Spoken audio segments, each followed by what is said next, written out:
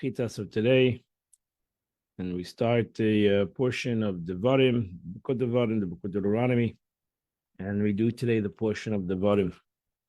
They're holding on chapter 1, verse number 1. These are the words that Moshe spoke of El Kol Yisrael to all the Jewish people, Be'ever HaYarden, on the other side of the Jordan, Bamidbar, in the desert, Ba'arava, in the plains, Mul Seif, opposite the Red Sea, Bein Paran, between Paran and Bein Tefel and Tefel, V'Lavan V'Chatzeres, with Dizav, and Lavan V'Chatzeres and Dizav. Rashi says, since these are words of rebuke, the next, the whole book of Devarim, it's called the Devarim, it means words. These are words that Moshe Rabbeinu spoke to the Jewish people, warning them, rebuking them of their lifestyle and the way they're gonna live, and therefore it enumerates all the place they were angered by God. They angered God. Therefore, it takes no explicit mention incidents in which they transgressed. Moshe Rabbeinu doesn't actually say the avedas they did, but he talks in an encrypted way. He alludes to them. He alludes to them by mentioning names of places out of respect for Israel. El Kol Yisrael, if you would have rebuked some of them, they would say, if you would have been there, but you heard Moshe Rabbeinu, the son of Ammon, you didn't answer a single word regarding this and that. If we would have been there, we would have responded. So therefore, Moshe Rabbeinu made sure that every Jew heard him, that everybody should come and listen to his drasha. Bamidbar, they weren't in the Midbar. They were in the plains of Moav already. They were out of the Midbar.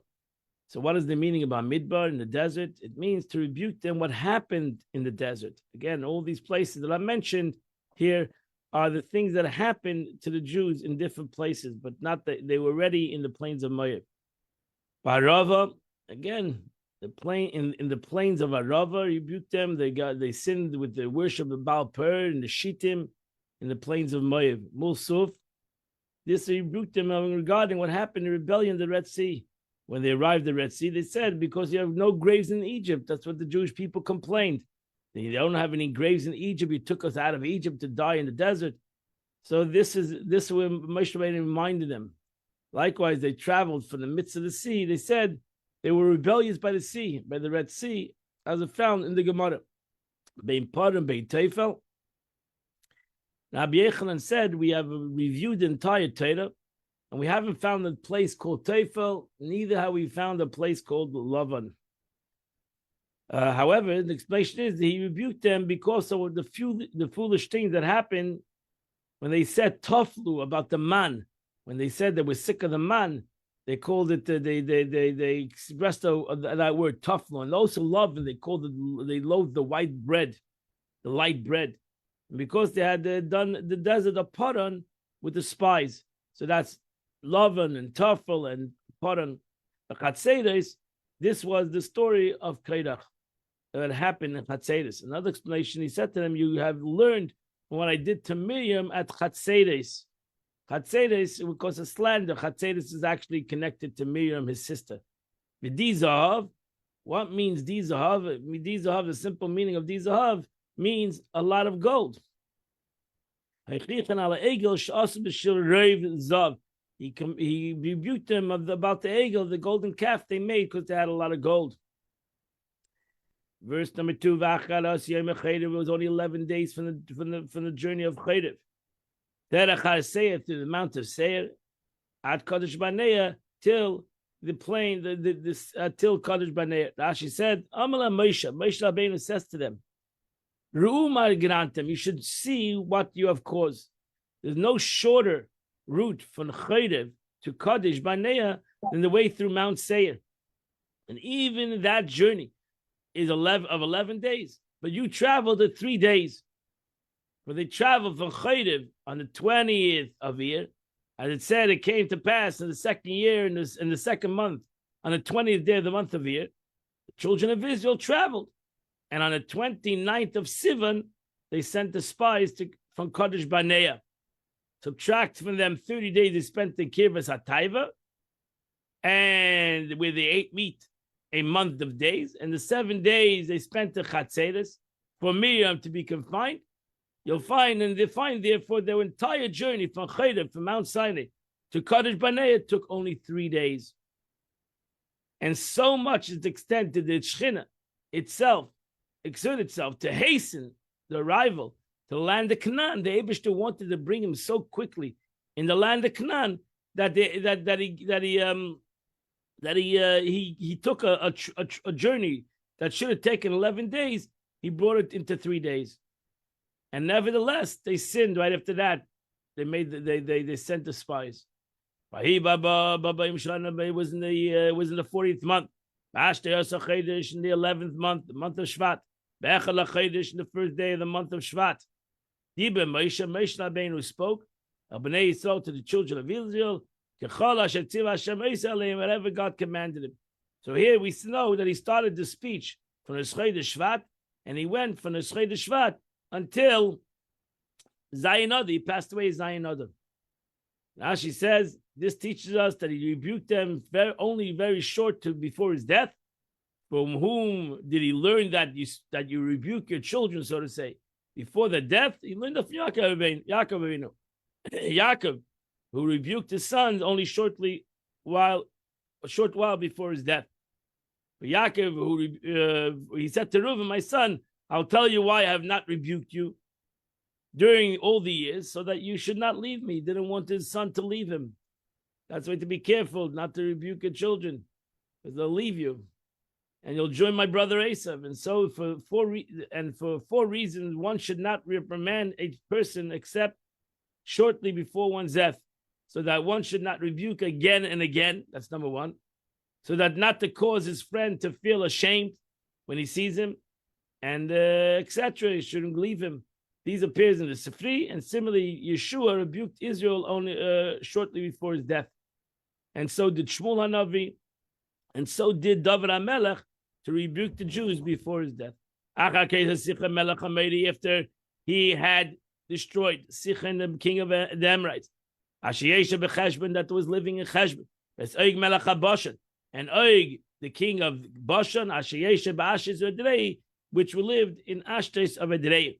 Now she says, Moshe Rabbeinu said that if I rebuked them before they enter at least some part of the land, they will say, what claim have this man to us? He's giving us speeches.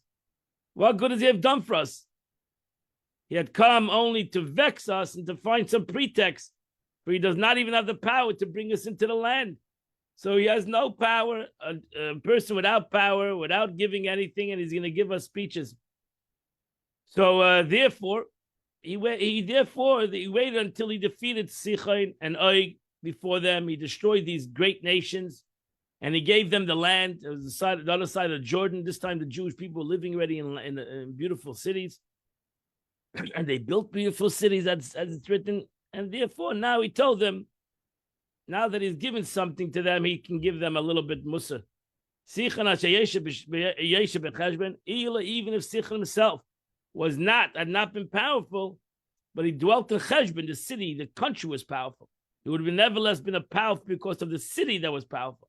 And even if it had been another city, Sichon dwelt in it, it would have been also powerful because Sichon was a powerful king.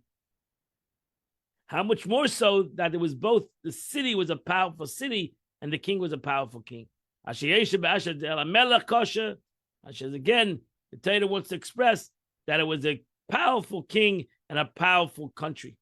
Ashtes Loshen Tzuki Kosher. Ashtes expression denoting sharp cliffs. And now she brings down all the concept of Ashtres, that is a concept of sharpness. Edroi is Shem Malchus, is a name of a kingdom. Verse 5, the other side of the Jordan, Be'eretz Moav, in the land of Moav. Hoyo Moshe be'eres ha'teira zois. Moshe Rabbeinu commenced and explained this law, lamer saying. Now she says, Hoyel means to commence. Be'eres ha'teira, now she says he explained it to them in 70 languages. He wanted to make sure that they would know the Torah then and they would know forever. He explained it to them in 70 languages. Hashem Elokeinu diba aleinu b'chayrev, the Eibusha spoke to us in chayrev. But Aleim is saying, Rav lachem sheves b'ir hazeh, You have dwelt long enough in this mountain. She says this is interpreted according to the simple meaning. That Abish said, enough time. You've been hanging around the Mount Sinai enough. It's time to move to Eretz Yisrael. But there's also a Godic explanation. I've given you much greatness and reward for having dwelt on the mountain. You have made a Mishkan. You built the Mishkan, the Menorah, and the other offerings. You received the Torah. You appointed the Sanhedrin for yourself and captains over thousands and captains over hundreds. You've accomplished unbelievable at Mount Sinai. A lot of things were accomplished in those 2 years of their living around Mount Sinai. Verse number 7, it's time to take the journey and come to the Mount of Amorites. And all its plains. Barava, the plains, Bahar in the mountain, Bashvela in the lowlands, Banegev in the south, Bachayf on the seashore. Eretz Aknani, it's time to come to the land of the Knanim. Halavanan and the Lebanon. Ada Nahora Gadol Nahar Pras until the great river, the Euphrates, which is into Iraq. This is the way of Arad and Cherma Bar Haram Amiri. This is understood literally. What's the Amoin Maya of Mount Seir? Barava, this is the forest plains. Bahar, that Haramel, the king's mountain. Bashvela, Shvela's Dorim, this is the southern land. King's mountain is Mount Moriah. Benegev, its time refers to Ashkelon. It's time to come to the land of Ashkelon, Gaza, and Syria. Sifri has brought down in the Sifri. Ad Nahara Gadol, since it is the Euphrates, is mentioned in association with the land of Israel. The Euphrates is part of Eretz Yisrael, so it's referred to as great. As a popular parable, it says, the king's servant is a king. Associate yourself with a ruler, and people will bow down to you. Attach yourself to one who's anointed, and they'll become anointed. So whatever was connected to Eretz Yisrael was called Gadol, even though the Euphrates was not a very big waterway. See, today I'm giving you this land. Come in and possess the land. Which God commanded your fathers. Lavram, Yitzchak, Yaakov, to Abraham, Isaac, and Jacob. To give it to them, and to their children afterwards. Now she says, with your own eyes you can see this. I do not tell you something guessing or hearsay. Look, open your eyes, you see the other side of the Jordan. Barushu, no one will contest this matter, and you will not need to go to war. If the Israelites, had sent the spies, but trusted in God, they would not even need to war. That's what he told them. In essence, we could have taken Eretz Yisrael, and we could have overtaken Eretz Yisrael without any 7 years of wars. But you brought about this sin. Why does he mention again to your fathers, Abraham, Isaac, and Jacob? We know them. The names are mentioned to show Abraham was worthy of God's oath by himself, and Isaac is worthy of God's oath by himself, and so too is Jacob is worthy of God's promise by himself. Verse number 9, and I said to you at that time, saying, I don't have the power to carry you by yourself, myself. Rashi says, what is the meaning? Lamer, to say. Moshe Rabbeinu said to them, not by my own word do I speak to you and tell you that I cannot carry you alone. But the command of God, everything that I've said in my life, was all not my own saying. It was always lamer. I was repeating what God wanted. Lo yuchal, is it possible Moshe could not judge Israel? The man who brought them out of Egypt, split the sea for them, brought them down the Mun, caused the quail to fly, could not judge them? Rather, he said to them, the Lord your God has multiplied you. He has made you superior and elevated you higher than your judges. He took the punishment away from you and possessed and put it on the judge. In the case where he has prevented your wrongdoings and did not. Solomon made the Shlomo Melech said the same statement. For who is able to judge your people Israel? It is possible that he, Solomon, who said he was wiser of all men, could say who is able to judge? He could judge. But this is what Solomon meant, like the same thing what Moshe Rabbeinu said. The judge of his people are not like the judges of other people. For if one judges on another nation, gives judgment and sentences a person to death, to lashes, or strangulation, or perverts judgment and robs him, it means nothing. What is it? You can't do anything to the guy. If, however, I cause a person to pay unjustly, a Jewish judge makes a person pay something that he shouldn't pay, then the Eibishter puts it on him. He robs the life of those who rob a person. That's why it's important for the judge to realize his responsibility. Hashem lekeichem here be'eslem, the Eibishter, your Lord, multiplied you. And today he multiplied you like the stars of the heaven. Ash says, but were they like the day stars of the heaven? Were there not only 600,000? There weren't so many. There's much more stars than 600,000. What is that meaning? To behold, you are today like the stars of the heaven. So Rashi says, it means, behold, you are compared to the sun. So it signifies that you will exist forever. You are like the stars of the heaven, like the sun and the moon, that never, ever will ever go down, so to say, will never come down. So therefore, they live forever. That's a promise the Eibishter made to the world, that the sun and the moon will live forever. May the Lord your God of your forefathers add to you 1,000-fold, as many as you are. He should bless you, like he spoke concerning you. Ashes, what is again the road repeating the verse? He shall bless you, as he has spoken concerning you. Because the Jewish people said to Moshe, you are limiting our blessings. Our number being multiplied only 1,000-fold. The Holy One, blessed be, already promised Abraham that the man, so if man will be able to count the dust of the earth, we'll see so will your seed be counted. So you're giving us a less of a blessing. So he replied to them, you're right. This blessing of 1,000-fold is mine. But he will bless you as he spoke to you concerning you. He'll give you a blessing, an unlimited blessing.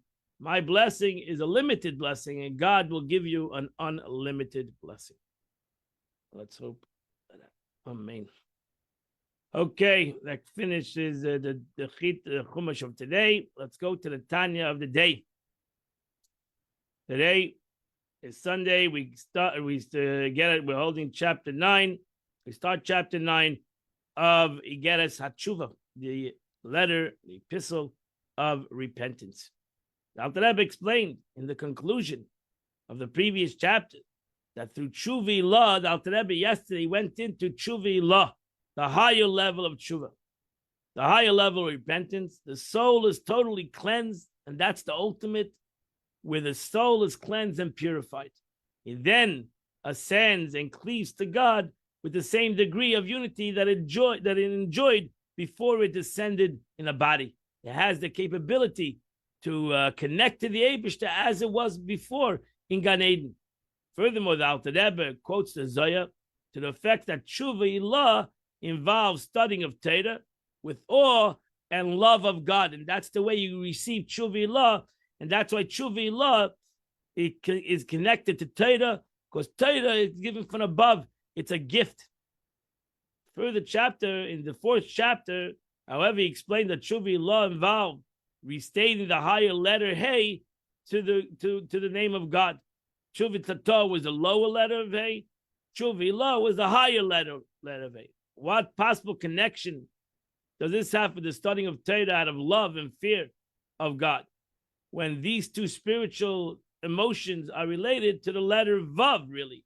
The letter Vav, as we learned in Chassidus, is the concept of Shish Siddur Mishnah, the 6 tractates of Mishnah, the concept of Torah.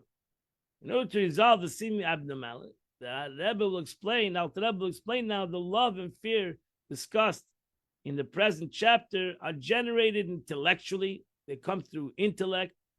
They result from meditating upon God's greatness, and thus the offspring of Bina. They are an offspring of Bina. We explained the first Yud is Chachma. The next Yud, the Hey, the hey, the first hey in Shem Havaya is Bina. Bina is the concept of understanding. So therefore, it comes through understanding. They result from the meditation on God's greatness, the offsprings of Bina. It's specifically this kind of love and fear that unites the Hey with the Vav, the intellect, and the emotions. So that's the concept of Yud K, Vav K. The Yud K is connected to the Vav K, because the Yud K is the concept of Chachma and Bina, and the Vav K is emotions, the concept of the six middays, and the concept of Malchut. Will be an Indian to explain the subject, which levels of love and fear are related to the upper Hey, as it's brought down in the Zohar, who become a tikkunim and different tikkuni azoyar, so to say, the appendix to the Zohar. The Bina, the Bina, understanding is the concept of the higher level of tshuva. And it's an expression of the Torah, ve'em revetzas ala freichim. The mother is crouching over the chicks, so to say. The mother is crouching over her children. What is the meaning? The mother is crouching over her children. The Bina, understanding, is the one that crouches, the one that gives, the one that protects, the one that creates the children. What is the children of Bina? Ava and Yira, love and fear. That's the children, so to say, of Bina, of understanding. So Bina is the mother, and her offspring is love and fear of God. And they should is burning. What is the meaning? One ought to meditate profoundly. With concentration, with great concentration of das, of knowledge, on the greatness of God. And through his meditation, he creates from the spirit of his comprehension. He arouses a sense of intellectual awe and love. On rational grounds. Because you want to have healthy children. You want to have a healthy love and fear. Not a love and fear that chas v'shalom sometimes is unhealthy. You need to have in general a healthy love. And healthy love is based on a concept of meditation, intellectual love. And that's important. That's why Sidis explained, we learned in Tanya, in the beginning of Tanya, that the Ava and Yira needs to come through Azbananus. That if you have an Ava and Yira that doesn't come through Azbananus, it's like a child.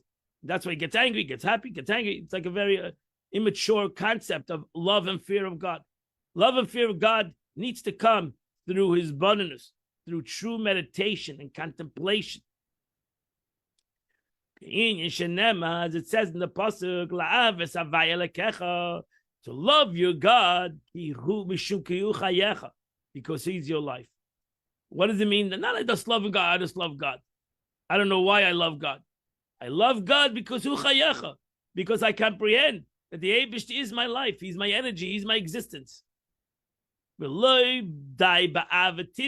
not enough that you just have a natural love of God. Everybody has a natural love of God.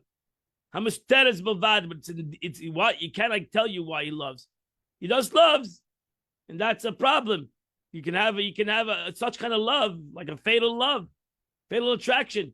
Some kinds of love can be a fatal, a concept of a negative love, because that's not based on seichel. It's just a ava that is just there. And so too the fear of God. If your fear of God is just based on your natural fear, a busha or shame of God, it shouldn't be based just because that's what it is. I don't know why I fear God. I have this, this unrealistic concept. I have a fear that has based on no concept of understanding. So this deeper form of awe, in which one feels ashamed of God, of presence, hence fearing to rebel against him, to sin him, one spiritual emotion of love are born in the mind. Azai nikra eim revetzas ala frechem. That's what the Zohar means. The mother is crouching over the chicks.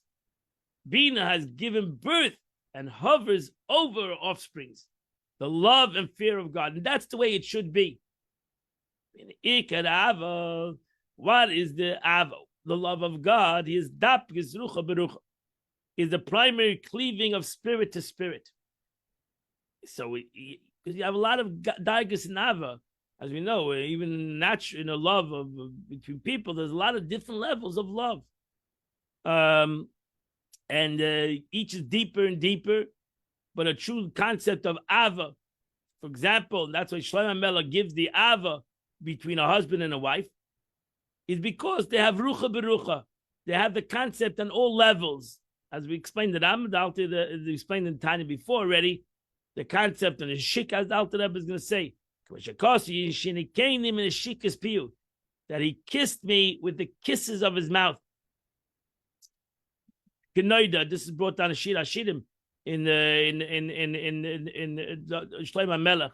So the physical kiss unites the inner breath. Kiss between two love people that love each other is the concept of ruach, the breath of the mouth to the breath of the mouth, which is the inner spirit of two individuals.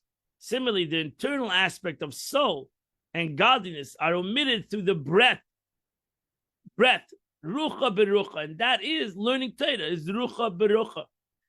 Because when a person learns Torah, he's saying the words of Torah, he's saying the words of God, which is Devar Hashem. So when I say Devar Hashem, which he said through his breath, and I learn Torah through my breath, so I have the concept of ruach beruach, and through good deeds, and the most specific through the concentration of Torah study, then you have even a deeper concept of the concept of understanding and understanding, because the Eibush Torah is the Havana, is understanding, and you understand God's understanding. And this is where it says in the Shema, with all your soul. So it means, which means that the love is so intense that all aspects of the soul, meaning one means all aspects of the soul, the intellect, and the emotions of the soul, and the garbs of the soul, Achshava, which is thought, Dibur, which is speech, Umaisa, and deed. The Dafka Kulam Bisbarach is the connection, the cleaving, and the connection, everything that I have to God. The Hainu Amidus, which is the attributes of God, of a human being. Midaisi is Barach in the attributes of God Himself. And that's why the Pasuk says, Mahu Racham, just like God has mercy, we should have mercy. Because we should emulate God. We should connect to God's mercy and emulate His mercy. So thus, when a person acts kindly out of the attribute of compassion, for example, this emotive faculty of his is bound up with God's mercy. Seicha, when a person uses his intellect to comprehend godliness, he does the same thing with the intellect of God, which is the concept, concentrating on the study of Torah, because the Torah comes from God, and therefore it comes from the wisdom of God. So that's the way we connect that's the way I connect my wisdom to God's wisdom. And so too in thought, machshav is better with the thought of God. And so too in speech. Which should say the words of God, Allah, which is the Torah law, which is the Mishnah. As the verse says, I'll put my words in your mouth. My words will be placed in your mouth. And that's the beauty of learning Torah, that my mouth and God's mouth, because so to say, become one. And so too in the concept of action, which is the concept of charity. Which when I give charity, I simply uplift the spirit of those that are in a low spirit because of their lack of funds. So I'm acting thus unites man with his maker, with God, where he provides life and revives the spirit of created beings. As it says in the Pasuk, for 6 days God made. As explains elsewhere, the expression using concerning God's activity in the 6 days of creation, a verb expression, action, and doing indicates that the divine prowess, also the Eibishter made, power has to descend even to the nethermost level of mere action. The Eibishter doesn't work like a human being. The Eibishter said it, it came into action. But the Torah expresses it as if the Eibishter made it. He did an act of an action. Because why? Because the Eibishter wanted to come into an action. That's what the pasuk wants to tell us. Not that God can do an action, but the Eibishter God wanted to come into an action. That our action would create God's action, so to say, and it would be as if God did an action. And this is the concept of the cleaving of spirit to spirit, in the ultimate concept of this unity, which comes out of love. So the ultimate union with God through Torah study is attained only when it's a result of love. Thus, while it is true that when one studies Torah simply out of acceptance of the yoke of heaven, he also achieves a measure of cleaving the spirit to spirit. This cannot be compared to the degree of attachment that is attained when the same study is motivated by love of God. And that's why we need to have Avas Hashem. We need to have love of the Eibishter. Since Tshuva Ilah is manifest in the soul's ultimate attachment with God, it follows that Tshuva Ilah means engaging in the study of Torah in awe and in love with the Holy One, blessed be He, as it brought down in Zayah. And that's why Tshuva Ilah is connected to Ava, Hey Ilah. The higher level of Tshuva Ilah is Havi Ilah. And that's why Tshuva Ilah, the highest level of Tshuva, can forgive wasteful emission. And then you don't have to say an incest relationship by Shadi Sudi Bia that I said about other unions prohibited by the Torah and the sages. Yeah, because these words of prohibition of the sages are more grave than even the words of prohibition of the Torah, the Gemara says. Causes a blemish in his mind. And therefore, its rectification with this asik baraisa, the rectification of these sins is to learn Torah and to connect to the Eibishter in the study of Torah, which derives from the wisdom of God. So this explains why it's stated in chapter 4 that only Tshuva Ilah, when I reach up to Tshuva Ilah, that I do my tshuva through love of God and connecting of God to Torah, I have the capability to rectify many sins that I cannot do through tshuva tata. Engaging of Torah study in awe and love of the Holy One, blessed be He, achieves a remedy to this sin. This was brought in the what's expression of Tanavei Lo, the teachings of Eliyahu Navi. Adam of Aveda. A man commits a sin, God forbid, and is chayiv misal and he's liable to death by God. My yasav yichya, because by the Eibishter you can do tshuva always. For what above mentioned sin carries the punishment of death, the divine agency. What should he do to live? So this is the way the Eliyahu Navi says. If he has a normal, that is daily schedule, he learns one daf of Gemara, Yikra Beis Dafim. He should learn 2 pages of Gemara. If he has a normal tradition, then he learns 1 chapter of Mishnayos a day, Yishna Beis Prakim. He should start learning 2 prakim, 2 chapters. He should learn more Torah. So why is sin punishable by death, divine agency, including the sin of wasteful omission? Rectifiable by increase of Torah study. Because this is the example, as I mentioned in the beginning, that when you take a rope and it's torn, the best thing to do is to create a knot in 2 sides. Because because when you connect this thing together, and that's when you go higher, when you go deeper, when you go further, and you create a greater connection. That's like taking 2 sides of the rope and making a knot. So now it's even stronger than before. On the place where you tied it, it's a 2-fold and 4-fold thicker than the rope it was when it was the rope. So it too is the rope of God's heritage, when the soul bonds with its source. And if the relationship is severed by sin, then the repentance must reunite the cord doubly and fourfold. And this is accomplished through the study of Torah. This is what it's written in the verse. Through kindness and truth is sin forgiven. And what does that mean? And what is truth? Truth is the learning of Torah. Thus, it's through the study of Torah that the sin is forgiven. Similarly,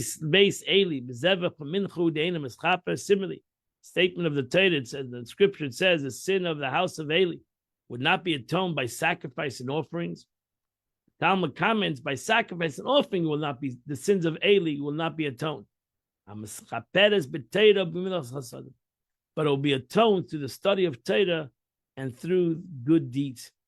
The Issa b'Seipei comment that is Shana, as is brought down in the end of the chapter, the first chapter of Rosh Hashanah. That completes the Tanya of today. Today is the 29th and the 30th day of the month. So the Tillim of today is chapter 140 till the end of the book, to chapter 150. I want to wish you a good Chodesh as we go into the Chodesh Av. I want to invite you all, first of all, 10 o'clock, we'll continue to learn some Chassidus Tanya of the Alter Rebbe. And tomorrow, it's a Chodesh, and therefore we're going to start a little later to learn the Chitas of the day. I wish you all a great day, a wonderful day, a happy day, 8:15 tomorrow, Be'ezrat Hashem. I want to wish you all a wonderful day, a happy day, and I hope to see you all at 10 o'clock or 8:15 tomorrow morning. Have a wonderful and beautiful day. I want to go daven. Have a wonderful day.